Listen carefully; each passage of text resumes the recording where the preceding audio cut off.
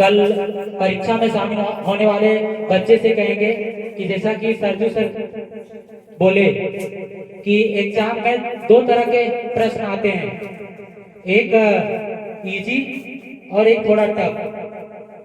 एक क्वेश्चन ऐसे रहेंगे जो तुम्हें उस क्वेश्चन के माध्यम से उलझाया जाएगा।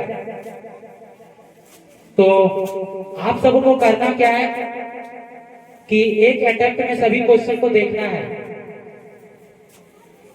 जो क्वेश्चन बनते हैं वो ठीक है, और जिसमें लग रहा है कि हम उलझ रहे हैं, बार बार बनाने पर, 2-3 बार बनाने पर या कम से कम 2 बार बनाने पर आंसर नहीं आ रहे हैं, तो उनमें ज्यादा टाइम बर्बाद नहीं करेंगे, उलझेंगे नहीं, उसे छोड़ करके हम आगे बढ़ जाएंगे और अगला सवाल को हल करेंगे। जब पूरे सवाल हल हो जाए तो जिस प्रश्न को हमने छोड़ रखा था, जिसमें कई तरह के कंफ्यूजन आ रहे थे, उस पर जाकर के फिर से देखेंगे। और आप जब उस क्वेश्चन को देखेंगे दोबारा तो वह जरूर बनेगा और जरूर हल होगा। इसलिए सबसे बड़ी बात यह ध्यान में रखना है कि हम किसी एक प्रश्न पर ज्यादा उलझना नहीं है। आपको लग रहा है कि ये क्वेश्चन हमें आता है, आखिर बनेगा क्यों नहीं, हम बना के छोड़ेंगे, तो ये आपकी मूर्खता है। कभी कभी कुछ ऐसे क्वेश्चन होते हैं जो उलझाने के लिए दिए जाते हैं, तो उसमें उलझना नहीं है, उसे बाद में आकर के ट्राई करना है। और हमेशा जब एग्जाम हॉल में जाएं तो अपना एनर्जी लेवल बढ़ा के जाएं, पॉजिटिविटी हो करके जाएं, अपने माइंड से सारे नेगेटिविटी को निकाल दें।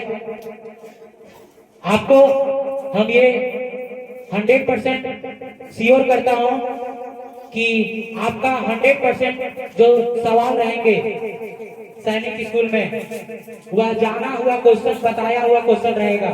बशर्ते आपको अपना धैर्य पूर्वक उसको हल करना है। आप उसमें इस धैर्य को बनाने में कितना सफल होते हैं, वो सबसे बड़ी बात है। तो आप परीक्षा हॉल में घबराएं नहीं, आराम से आप वहां एग्जाम देंगे पॉजिटिविटी हो करके। अगर किसी तरह ओएमआर सीट में आप सभी को भरने में अगर कंफ्यूजन है, असमंजस उत्पन्न होते हैं, तो आप वहां के जो आपके जो एग्जाम हॉल के जो शिक्षक रहेंगे उनसे आप जरूर एक बार बात करें। और आपने अगर आपके अंदर कंफ्यूजन है तो उस कंफ्यूजन में ओएमआर सीट को नहीं भरे। तो ये आप लोगों के लिए सलाह था। अब हम जो इसके पहले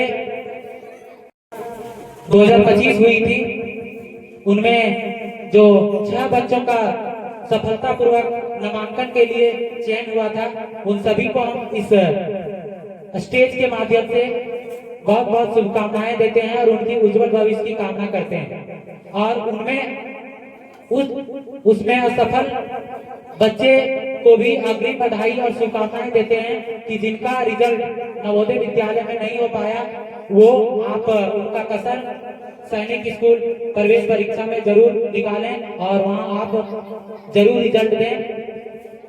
और हमें ये पूर्ण विश्वास है, आप लोगों की मेहनत पर हमें गर्व है कि आपका जिस तरह से तैयारी है वो सभी बच्चों का जरूर इस सैनिक स्कूल प्रवेश परीक्षा में जरूर आपका सिलेक्शन होगा।